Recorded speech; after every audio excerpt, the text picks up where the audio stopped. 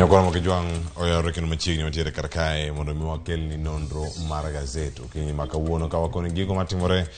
kuonde ma opogore opogore mago bende ma ondike Gaset okinyi ma kawuono mondo mi ibede kod ng'eyo mano ka wantie kae kod Gaset mara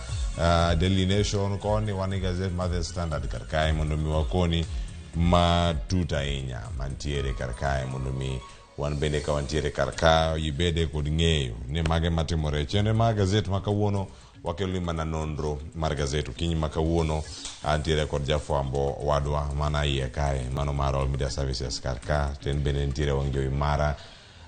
Citizen TV kokelo ni chenro mar Daybreak chieng' tich adek ka tich adek okinyi mano nyaluo Safina chieng' ouma oyawre Oyawre nyise wachote ichiewo achiewo owe chiewo makare orokini machiegni kama nokoro mwe chak nono Gaset ma kawuono erokamano Gaset ma kawuono wan ka Gaset ma The Standard kod Daily Nation giduto wach mo gimiyo pek Daily Nation omiyo wacha weche ariyo pek wacho ni duogo mar Raila pacho ka kowuok e pinje maoko ma igero ni kanyo chieng'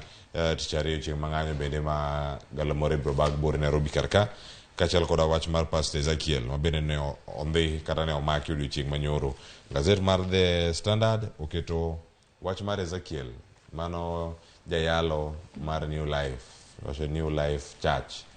kaka ntiere kar kanyo kata prayer center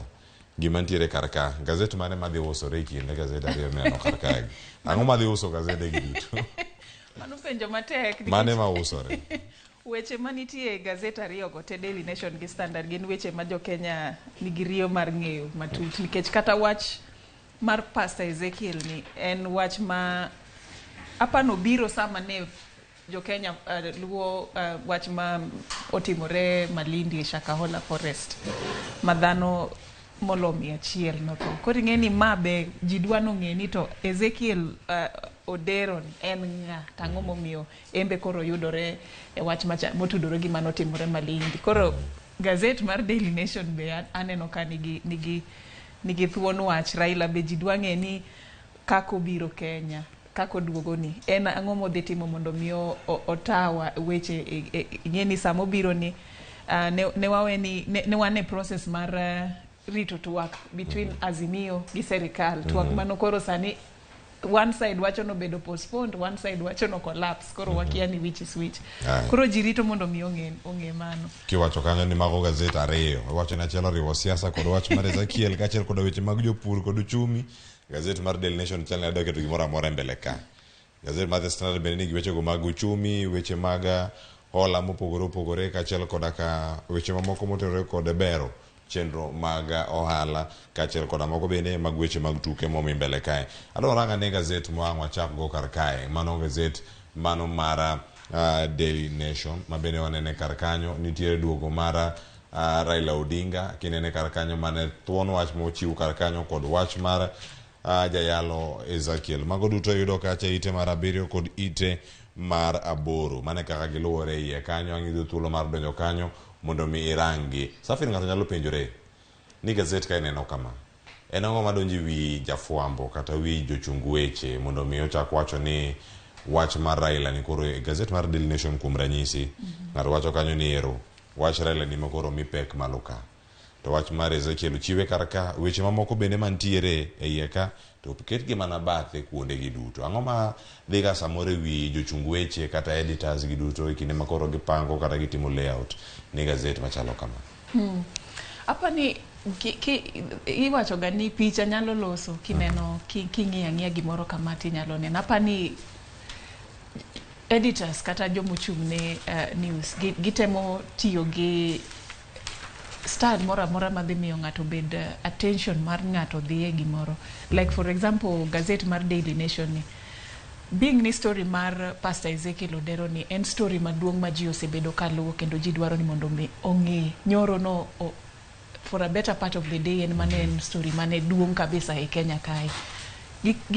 gikawo picha ne giketo kanyo maduong' mondo ine ni story no gin go mano picha makano making'iya kamano tinyalo neno ni Gaset mar Daily Nation ni en gi story mar Pastor Ezekiel Odero lakini nikech nitiere riyo ma ji nigo mondo mi ong'e ane ni to twak mantie between serikal to gi Azimio la Umoja One Kenya Alliance ochomo komane nikech weche mang'eny mose wuok e wachni gikao that story to gitiyo gi letters madongo picha Raila to onge kanyo kata picha Ruto onge kanyo lakini nyalo neno letters madongo ma it's their way mar make a statement ni ma be story maduong' ma wan go kawuono koro it's sort of like a balance mondo mi ng'ama dwa somo gazet mar Daily Nation gitugo gi pachi mondo koro in ming'eni ya iero dhi kure but Daily Nation otemo capture everything nikech nyalo neno piny kanyo be gitemo throw something there about the budget mar the year financial year 2022-2023 inyalo neno kanyo gitemo breakdown matin kech jakenya onge time mar somo the whole text koro gitemo break it down matin mondo gichalo joma mi in doses matindo mondo gikao mondo iconsume koro kidwa ng'eyo details koro yawo gazet tineno koro ka ng'iewo gazet mondo isom weche mag uchumi bende yudige kacha ite gazet no mano mar 4 kod mano mar 5 wach mar Ezekiel Odero jayalo mano mar kanisa maluongo ni New Life Prayer Center mantiere county no ma Kilifi gwenge go bende ma Mavueni iwacho ni kacha ni gik mathoth ahinya ma timore kantie jok mamoko bende ma iwacho ni ponono kantiere kacha ka osebito ngimagi mano kaluwore kod wach mano gol kod commissioner mano kadho Wagner Mchumbi mano Roda Onyancha odiochieng'no manyoro iwacho kata ni bende Ezekiel ne ikore mar wuok kendo nodhi e pinyno ma Tanzania mano piny leba mantiere kar kanyo iwacho ni e kindego bende kanisa mar Ezekiel nigi thuolo mar ting'o ji 45,000 bende 45,000 mano nyaromo kata stadium ma Kasarani cha ting'o ji 60,000 otin ne mana stadium ma Kasarani koda stadium ma Kasarani nyabedo maduong' ne koda kwan ma kor modong' iwie ka 15,000 mondo mi oroma gi mano ma stadium ma Kasarani kata alap tuke ma Kasarani koro en gino maduong' ahinya ma oganda pod luwo odiochieng' ma kawuono bende iparo ang'e dhi bedo kacha ka iluwo weche manyien bende odiochieng' ma kawuono en achiel kuom gigo midhi mipek bende odiochieng' ma kawuono kaka notime nyoro koso en story ma kawuono nyaka odhi anochaya idhi luwe nikech sani ng'eni serikal ose come out very clear mowacho ni ng'ata ma en jatelo mar dini kamora mora manyalo bet ni tiyo gi that opportunity mondo mi o take advantage mar joma dhi e kanisa kata en ng'ama propagate dini magalagala manyalo miyo ji olal ngimagi kaka gima waneno kotimore Shakahola kendo gi gima Pastor Ezekiel Odero sani ichich ni samoro otiyo gi kanisa ne e yo moro moko winjore serikal sani manyo jogo koro ing'eni samoro wasenena Pastor Paul Mackenzie wasenena jadolo Ezekiel Odero ok wang'eyo kawuono samoro wanyalo neno moro kendo nikech sani serikal osewuok oko kendo manyo jogo but en gima very unfortunate nikech kanisa kata dini en gima waneno ka gima en gima onego beni tayowa kaka piny en gima waringo ne sama wan gi shida en gima samoro ema miyo wa way forward sama walal kaka piny to koro sani ka koro spotlight o shift ng'iyo kanisa e yo moko nego ng'i kanisa yani in a negative way en gima kaka an concerned ne joma samoro ng'ato ne dwani mondo ware kiny notemo ng'iyo ni to kanisa mane monyalo dhi to koro ing'eni samo neno weche ilagi aneno kinyiera kia ni in achiel kuomgi lakini joma dwa no waru jomoko samoro ne dwaro ni no wacho ni igani kik rum kapok adhi e kanisa kata kapok ayudo kanisa moro manyalo dhi chako dhi mondo achak ng'eyo weche Nyasaye jachien en ng'ama very anyalo wacho notiyo kikwa par ni ok oriek manyo such opportunities mondo mi otimang'o joma ne nigi hope oyud reason mar wacho ni kata kanisa matinde ji dhiye ji tho jomoko dhi to pesa gite rumo ineno ka nyako moro nolandi ni notiyo tich maber to we tich ouso all the properties mane en go okawo one way ticket odhi Malindi ni odhi lemo ni mondo ne Nyasaye to ji mang'eny waseng'iyo cases mang'eny to mar Pastor Ezekiel Mackenzie Pastor Paul Mackenzie gi Pastor Ezekiel Odero ma wang'eyo mana nikech ne gin joma ne osebede limelight there are so many such mane underground mapod wakia wechegi mapod jomoko pok owuok oko mowacho wechegi. Koro ing'eni this thing is going to dishearten a lot of people ma ji mang'eny malich madhi wacho ni afadhali gibede ot mondo mi gitimang'o gilamalama e ot. No wonder nyoro jalup jatend piny kendo gi jalup jatend piny owuon no owuok oko kendo anyalo wacho ni they broke their silence to wuoyo kuhusu wachni. Gima namorgo mane giwacho ne ni ng'ata chiel kotimo makosa kik wakaw mano ni koro wakuongo the entire anyuola ne duto gi kanisa duto ni kanisni tinde richo, kanisni tinde wuondo ji, kanisni tindo lal. Kik wawach kamano nikech onego beni wadil gi ng'ata chiel motimo makosa no. Kata no wacho ni kata josiasa nitiere josiasa mabeyo gi maricho. Ei police nitiere police mabeyo matiyo tich maber to nitiere moko maricho. Koro e this situation kik wakaw ni koro in as much as ni unfortunate ni ji otho. Kik wakaw ni koro kanisa kamane kaka koro tinde chalo nikech wan gi jo kanisni yalo dini maler ma osekonyo ji mang'eny. Koro nego beni kata kwatimo judgment wang'iyo each individual, each church to ng'ato ka ng'ato take their own responsibility. Ero kamana nyoko Ramogi jwang' yudi ng'e mathoth e weche mag Gaset Odero kachal koda ka Paul Mackenzie siganda gi bendo ket kata ite maraboro en no make odiochieng' manyoro kama chelo weche mag uchumi bentire karka mabende ang'o dani mondo mi warange ane wadhi ite mar ariyo. Gaset en mara Daily Nation ka wantiere karka Gaset ma kawuono nitie weche go mag drama festival mabende ne orumo ineno kanyo ka gidhi kanyo ka gi ka girumo kanyo kendo joloch dhi bedo kata kod odiochienge ariyo mano mar gala festival. Ang'eni kinde mantiere high school bende kata sikunde go mag sekondar ni jane no ga inya ka tuke gi bende dhi nyime tamo kuongo magi no bag Shimo la Tewa mano kane gintiere karakache neno joloch mopogore opogore ka gintiere kanyo giting'o okombe nitiere mawuok kata Muhoroni piny kanyo nitie nyako miluongo ni Leila Nyota mawuok Muhoroni Furaha Primary School obedo jaloch kanyo weche go mano mapiny ka mano ka wanyalo mana nene kendo ka entiere piny karka mano joloch mantie gi nyithindo matindo mabende nitiere primary ineno ka kanyo mago nyithind school mawuok kacha Furaha mano Muhoroni Furaha Primary School inene karkanyo en jaloch mano e kategori miluongo ni kanyo ni Solovas. En kinde moko ma jopuonjre bende do thuolo mar dhi e tuke machalo kama neno giga mokalo higa ni bende kane gintie to ma thuolo moro tok corona kano ka tuke makamagi bende chak wuok kendo gintiere skunde mopogore opogore. Ma en gima ber kabisa kendo inyalo neno nyako ka mor kanyo school be iluongo ni Furaha. Gin gi Furaha. Gin gi Furaha mana kaka skundgi no. En gima encourage nyithindo anyalo mana wacho ni puoch gi pak ne ginte jogo mano shine kendo moyudo opportunity mar kata perform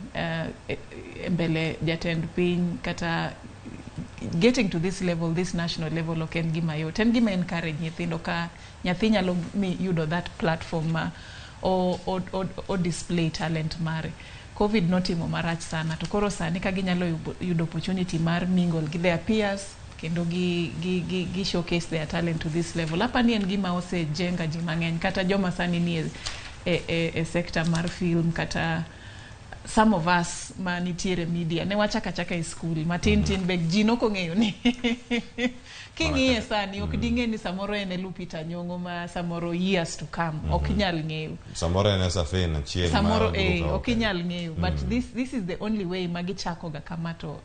bedo nachan ong'eyo ni en gigino within herself. Koro it's a very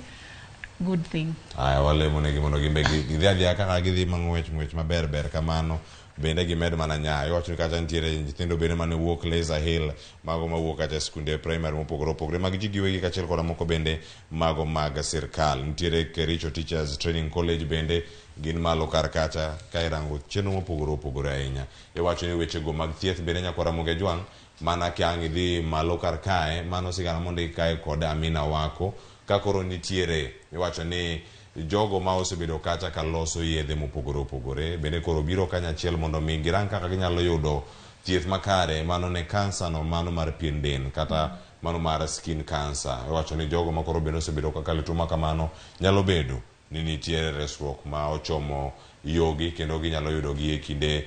mabiro kapo nono jolony e weche mag thieth kata jogo ma kembe ma loso yedhe mag thieth obiro e yo makare manyalo bedo fuong'ruok ahinya ne jogo mosebedo kakalo midhiero machalo kama Safin. Ka ginyalo yude within Kenya nikech iseneno joma uso ji oseuso gimoro amora ma gin go mondo mi giyud thieth mar kansa ka en gima nyalo dhi through nikech one thing en ni gigi chako ga to samoro because of lack of goodwill or because of lack of that support ok gidhi mabor koro wageno ni this project bro dhi mabor kendo odhi succeed mondo mi okony the thousands of families ma osebedo affected gi wach mar cancer ni en ochalo kaka akiana wach kuong moro nikech once ni omako ng'ato kate family otieko gimoro amora ma ji nigo koro it is a step in the right direction. Kwa wechego mag thieth nyakora mag jwang' warang' mago motenore kod wechego mag uchumi wadhi ane ite mar 4 gazet en mar Daily Nation okinyi ma kawuono wacho kata ni nitiere wechego mopogore opogore ma koro bende yudo pok makare wan odarang' wechegi e ite mar 4 kod ite mar 5 kanya mantiere wechego mag uchumi to bende kwarango kanyo to ahinya budget mano ma ikomenda masani nyaka higa manyien mar 2024 kiwacho kanyo ni jogo ma jopur mag chai kaachiel koda ka gigo minyiewo mitiyo godo e udi gin jogo ma bende dhi yudo fuong'ruok ahinya bende ka giyudo pok maduong' ahinya e budget maromo kata trilion 3.5 kuome kanyo nitie omenda mathoth ahinya ma bende dhi e sekta ma kamano kaachiel koda ka sekta mar somo pacho kae ma kipimo kod kinde mokalo Safin nyalo bedo ni ma en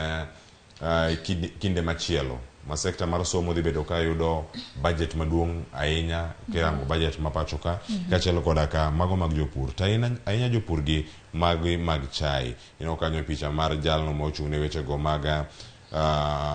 omenda kata wacho ni kuchung' ne wechego mag omenda pacho ka kaachiel koda ka tiyo makare kod omenda jatend migawo man Njuguna Ndung'u ma bende ne ochiwo ler machalo kama iwacho ni sani sirikal mar Kenya Kwanza ne giparo machalo nade ka irange kae chenro mopogore opogore mago mag uchumi gitemo nikech king'iyo kata gigo mobedo recommended ni yudo tax incentives machalo kaka household items king'iyo kanyo amor kaneno ni gik machalo kaka gas nikech gas ni osebedo shida maduong' kabisa ne ji mang'eny sani koro ka ma odhi through to bei mar gas dhi dok piny serikal mar Kenya Kwanza nowacho ni nitiere gik mang'eny ma gidhi temo mondo giduok the price to at least half price ma wayudogo sani we are yet to see the fulfillment mar promises ko lakini king'iyo kanyo sani giwacho ni gas king'iyo kata 6 kilograms to iuso ni siling 1,250 kata 1,440 sani 13 kilograms idhi ng'iewo gi 2,700 jomoko ng'iewe kata 2,900 kata 3,000 koro ing'eni for an ordinary household gini en pesa mang'eny 3,000 ni nikech gas mar 6 kilograms ni samoro konyal romo familia mar kata ji 10 e dwe mzima odwaro mana samoro ng'ama ni kende ma ok ted pile lakini ka en gi family maduong' to samoro mana mar 13 kilograms ni eminyalo ng'iewo 3,000 is not little money koro ka nyalore kodhi dok piny to dhi bedo gima ber kabisa ne Kenyans king'iyo kendo Cleophas rech ohala mar rech nitiere gimoro kae ma also is being planned madhi konyo kabisa nikech giwacho ni rech ma oko the attract ushuru excise duty koro this is part of the strategies madhi konyo joma timo ohala mar rech ma within dhi yudo afweni moro nikech koro rech koa oko to is more expensive moa oko dhi bedo more expensive moloyo marwa mar Kenya kae to kinde ko bende giwacho ni gidhi keto kanyo omenda maromo kanyo bilion 2.5 mano e bero chenro mopogore opogore mago mag mabedo kanyo awacho ni bilion 2.5 ni en achiel kuom gigo bende madhi bedo kanyo ka irango nyakora moge jwang' mago sigana miyudo kanyo e ite mar 4 ite mar 5 e kinde go bende kanyo wacho ni mago mag nyiewo nyithind rech mago nyabedo kanyo bende ma ikelo. Bende ka osekeli kar kacha yudo ni mago moting'o nyithind rech mag mbuta, mago mopogore opogore, ma bende nitiere fishing school mano mantiere kar kacha. Iwacho kacha ni iluonge ni Nile Patch Multiplication Center and Fishing School mano mantiere kar kacha, kama nyabendo ni tiego oganda mopogore opogore kotene kod wechegi. Bende mag iwacho ni pur ok en mana pur kende mar dhi e puodho, nitie pur no mano mar horticulture, nitie moro bende mar aquaculture, manyiso ni pith mag gigi bende mane ei pi kacha bende nyalo medore e kinde mabiro. Nyako Ramogi Jwang'e, ite mar 4 kumar 5 nitie nyaka yuto kaachiel koda kapok mano mar wechego mag somo. Kaka wacho ni sekta mar somo bende koro yudo pok maduong' ahinya maromo kacha bilion 560 kod 8.9 mano ka gintiere kanyo. Are ne gikawo loch mano sirkal mar Kenya Kwanza ka gintiere kar kacha yude ite no mar 5. Adani ka watiyo gi weche gi duto ne wasemako wach mar Azimio ite mar 7 e ite mar 6 kar kae. Ma watiyo gazet mar Daily Nation ka wawuok wach mar Pastor Ezekiel bende ite mar 8 ne wasemulo kacha ite mokwongo kar kae nitiere midhiero mar kong'o. Ka wawuok gazet mar Daily Nation wadhi gazet mar The Standard, to kapok wawuok ka ite mar 6 ka owach kanyo koro dhi ger kuonde mag loko tim kata konyo jogo mosebedo kacha chiedh nade mago mag mer. Owacho kacha ni gidhi gero rehab centers e county ka county. Mano gima wacho kacha kod Rigathi Gachagua kane ogama bende osebedo kodhiro ahinya gwengego mag masawa mar piny Kenya mondo mi nyuok kong'o ma ok opuodhi odok piny kaachiel koda ka tiyo gi yedhe mamoko mamero ji mondo oganda yude resruok. En gima ber nikech Jalup Jatend Piny osebedo very passionate about this subject mar kong'o kendo gi drug abuse gi drug addiction. Nyoro no wacho ni ok owuo nikech wach no affect region moae, owuoyo nikech wach ni affect the entire nation. To by the virtue ni o affect piny mangima, en gima ber ka county dhi yudo rehab kata kama konyo joma nigi shida no mar mer kendo gitiyo gi yedhe mamero ji. Nikech gima timore sani en ni wan gi kuonde ilago lakini gibedo gin mar joma ok gin private, ok gin mag serikal. Koro the moment ma en a private institution iyudo ni ng'ano pache en mana mar loso pesa gi profits. Ok ong'i ni adwa ni mondo akony ng'amo kelira ni mondo mi owe mer kata owe tiyo gi yedhe mamero ji. En oneno mana ni pesa dimo nyalo yudo kuom familia ma okelo ng'ano kata ng'at mobiro mondo mi okonye no. Koro ing'e ni ma osemiyo many families kata many people osebedo vulnerable kendo oseti kodgi marach, pesa gi osetigo marach. Koro ing'e ni ka serikal nyalo donjo e wach ni mabed gi such institutions in every county, they reduce cost mar joma osebedo affected gi weche drugs gi alcoholism, number 1. But I hope ni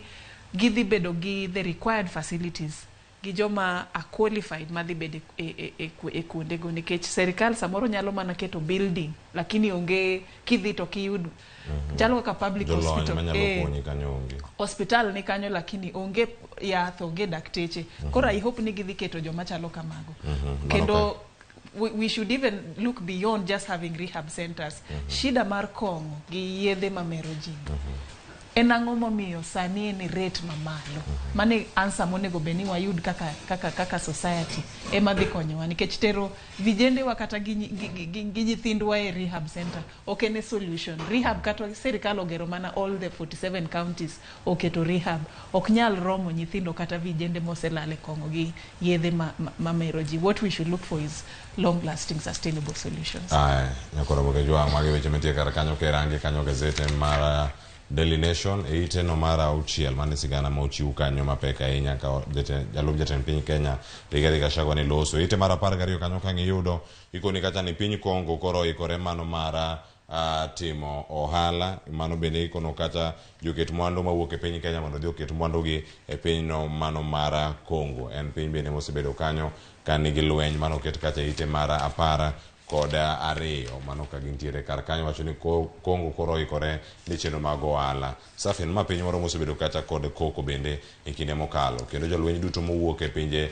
duto mag Afrika ma ugwe ne owuok kacha kendo dhi e piny no mar DRC mondo mi gikonye kelo kwe. Koro sani KDF wacho kanyo nade piny Kongo oikore mar timo ohala. Kendo koro ka otimo ohala, nyaka otimo ohala gi jogo mawuok kuonde mopogore opogore, to nyaka oganda dhi ket mwandu kacha, nikech piny Kongo ero man kacha kod oganda maromo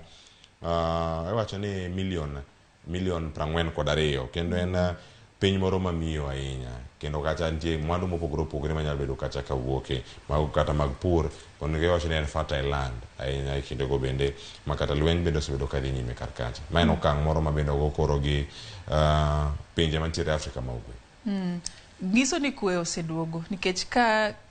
but ang'e ni en gima dhi bedo progressive, ok onyal timore e odiechieng' achiel, but yudo news machalo kamae en gima very refreshing nikech ngiso ni kwe osechako duogo mos kendo koro joma dwa dhi timo ohala e piny mar Kongo nyalo chako dhi, nikech chalo ka gima giyawo dhoudi, ginyiso ji ni koro sani waseloso wechewa, koro unyalo biro mondo watim biashara. Nikech anytime mantie chaos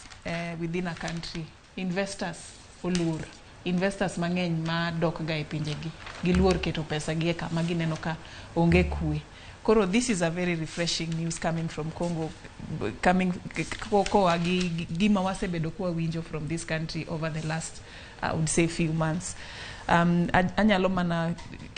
puoyo kendo pako jomo se take part in this negotiation mag peace, the peace talks and the efforts mondo gikel kwe e piny mar Congo kae. Koro ena ni mondo warit mondo wane kaka give it sustain, because it's one thing mondo who attain peace kawuono, but it's another mondo me who stick to whatever it is ma uwinjoru nudwa timo mondo sustain that peace. Koro that is going to be the biggest test. Yeah. Haya, nyokora moge joma dhiane e gazet machielo, mano ema kelo giko mara Daily Nation. Oda oranga gazet ma The Standard, mana kama tiyo kuma piyo wendo bendo osechopo karkaya ngongi studio ma Kisumu, studio ma Nairobi kama dhi bedo kanyo kotua ka orango chal mar piny Kenya. Mage moko kuom weche moko bende madhirango te gazet mara The Standard. Ite mokwongo kar kanyo, ite mar 2, mar 3, 4, 5, mago duto gik magilose en joyalo kata jogo ma luongre joyalo ma osemaki, mano Ezekiel Odero kachiel koda ka Paul Mackenzie, sigana gi okete iye ka e ite mar 2 nyaka ite mar 5. Ka ichopo kacha ite mar 8, nitiere wach moro madani bende warangi, mano ka wantiere kacha page 8. Gino mantiere kar kanyo, wabedo kanyo ka warango nitiere oganda jo Kenya mang'eny mabende ochopo e pacho ka. Mano kano golgi kod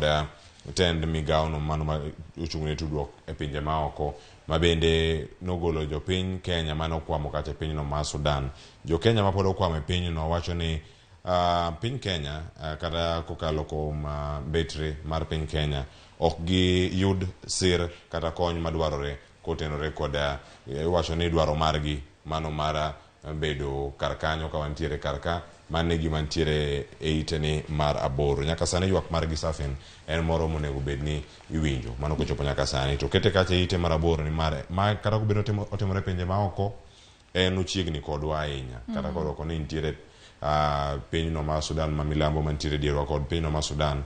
ma pod en gino ma mako ngima jo Kenya. Mana kaka iwache no gima timore Sudan is our neighbor, en piny mani next to us kai. Kokwa bedo careful to something, it could trickle down to what within our country. And gima timore ma complaints mano bedo raised Kenyans mano bedo stranded manikelo back to the country on how they were handled is also a valid concern ma nyaka ngi, but the bigger picture ma okonego wa miss, and the fact ni koro sani giseduogo Kenya and they are now safe. Weche mang'eny makoro nyalo bedo raised because of this magoto nitie, but gimang'iyo kae must stand out for me is the fact that serikal oketo at least efforts mar ensure that Kenyans come back to the country and they are safe and they are okay. Maybe ginyalo improve on the processes and how they do their things, but so far gimagisete motimono is also a step in the right direction. Samoro kikwa bed too critical. Okay, que mosego kanyo bende oro baro. Aya, iwacho ni ntiere ite ma iye karakacha ite no mar 12, ntiere ite moro mantidiere ka mar Solai, ki yawo tas moro ntiere kama nus. Iwacho kanyo ni koro masira bende mano timore kacha Solai mano ni kar kano pi. Mano mana oboke kanyo ntiere madiere no. Mano matin mantiere diere ka. Ka ng'eyo denyo kora moge jwang. Angirange ane diere ka. Koro jal mantiere karkani mabende koro mano iluongo ni Perry Mansuk mabende iwacho kata ni entiere kod odonjne kod wechego mag nek kata iwacho ni lal mar ngima. Mano ka iyawe, mano kiyawe yawa karka, mano matung bathe kanye mang'iyude sigana no ondike kanyo ni koro en kachiel kod ji aboro mamoko gin gi kes moro manyaka koro giduoko. Ng'e maber ni gigo duto manotimore kacha Solai Dam mabende ne okawo ngima ji 48 mano higni 4 mokalo. Mago manotimore kacha e kaunti no ma Nakuru. Koro sani koluwore kod ja yal buche mano Chief Magistrate Nathan Luta mabende koro wacho kanyo ni jogi duto nitiere kacha kod penjo monego bed ni giduoko e nyim doho. Mano ka gintiere kacha kod state witnesses maromo 36 mantiere e bura mantiere kar kanyo manyaka sani nitiere kacha e doho ma Naivasha. En gimoro ma oganda osebedo karito ahinya. En kinde machielo mondo mi oganda go yude resruok mago kaluwore kod jogi mane gilalo. But ngeni dok wachopo kae kade dotim the needed checks and balances before project no obed set up nikech gima neno kae ma is really concerning kata kiwacho ni gin gi penjo ma onego bed ni giduoko. One of the things ma gibed accused of is that ne neglect duty kendo nok gitimo ratiro madwarore mondo gi prepare the environment for that for that particular project. Assessment no kotim maber mano lead to the tho mar ji mang'eny. Koro ing'eni an ang'eni before ng'ata bed ni en ja Kenya kata en a foreigner or put up a project of this magnitude, there is a process manyako lu. Nitiere jo manyako dhi irgi, nitiere authorities kata offices manyako duong, documents manyako sign. If all this was done in the proper way, if everybody notimo gima nonego be notimo, sani ok dwa chopo kae. Questions mabedo asked sani ok dine wapenjo sani di koro joma notho gi ngima. Koro kata ka obeni sani oyud gi gima kosa to nego beni giduoko penjo gi. Ok dhi yweyo pi wang' mag familia ma no lose ji in that particular tragedy. Maybe what should have been done is to ensure ni the proper checks were put in place to ensure ni project ni otimore the right way. We will not be where we are today. Kara projects mamoko bende ma ibro timi kinde mabiro oluchenro makare ma obed kaka koro puonj ma koro wakao rachwa ni it is just another case, another statistics of deaths, another issue that is going to be sealed. So we will move on as a country. That's the most unfortunate bit. Ayo koro mago jwang so mago gima thoth kanyo e ite no mara paragariyo ntie oboke mantiere iye makare kanyo ntie weche mag matatu kantiere wiye kanyo bende ntie gik mopogore ka iwacho kanyo kaka weche gi mag extremism bende ntiere kacha irango kanyo ni jotelo mag piny Kenya ntiere kure ahinya mago bende man county penjo mantiere kar kanyo maduong' anyo dhi ahinya ite mogik ma warangi gazet ma The Standard ite mara 14 kanyo nitiere cartoon kata machinglo moro ntie kar ka safen kona ne gimina no mana wiye ka tangwa tieka lakini wadoke baba Wiley wawe koro baba Wiley wawe magi gik mosebedo katimore. Waneno kanyo ka nitie ng'amoting'o bango mawacho ni Shakahola happened. Ruto taxed us 3% more on house levy. Magi debates mosebedo maliet kabisa e Kenya kae. Ne waneno kata ka jopuonj no se chiwo ng'ur margi ne wach mar 3% tax ni mondo gi support affordable housing. Some are asking udi dhi konyo gi nang'o. Kasto nitiere quote kanyo, the retired President Uhuru confirmed that he is not tired of our active politics.